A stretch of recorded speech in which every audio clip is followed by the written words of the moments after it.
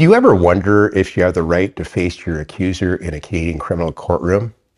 Well, it's a loaded answer, and the answer is mostly yes. In most situations, you do.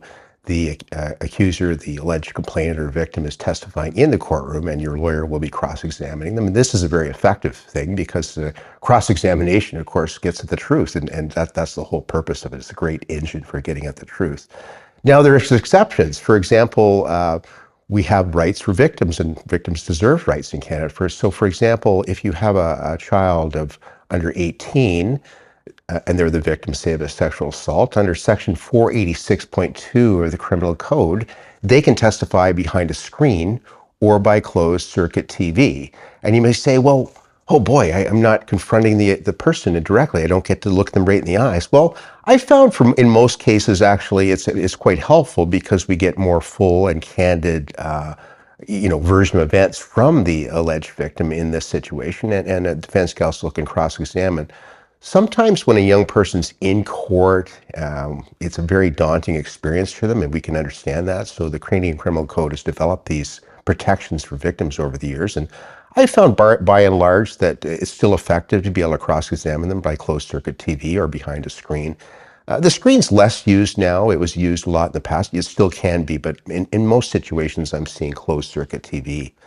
And this goes for adults, too. If you have, for example, a sexual assault victim, and there's a section of the criminal code that allows them to also testify behind a screen or from closed circuit TV, because it's a very difficult experience for them. You'll recall, for example, in the Canadian World Junior champions who were on trial recently, that particular victim testified behind a closed circuit TV, and everything worked out in that trial is fine.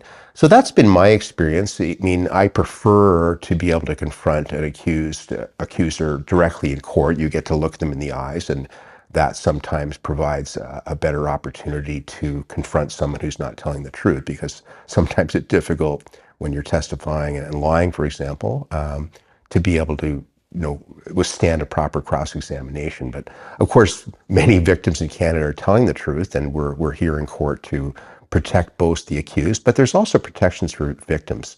Now, here, essentially in Canada, unlike the States, where there's an amendment in the States where you're allowed to confront your accuser in person, we don't necessarily have that right. It's a right, though, to a fair trial.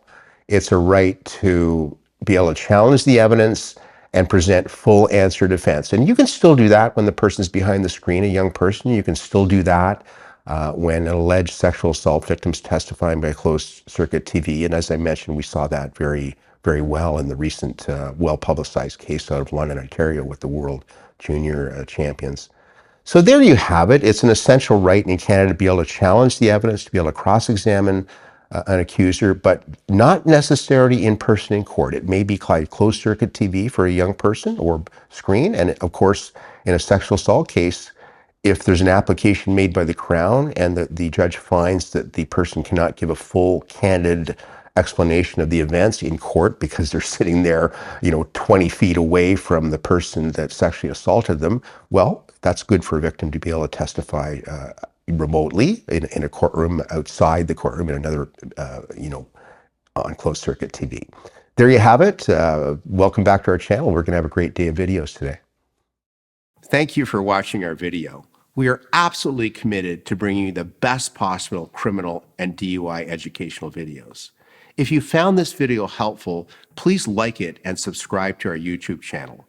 If you've been charged with a criminal offense in Ontario and require our services, please click on the link in the description below.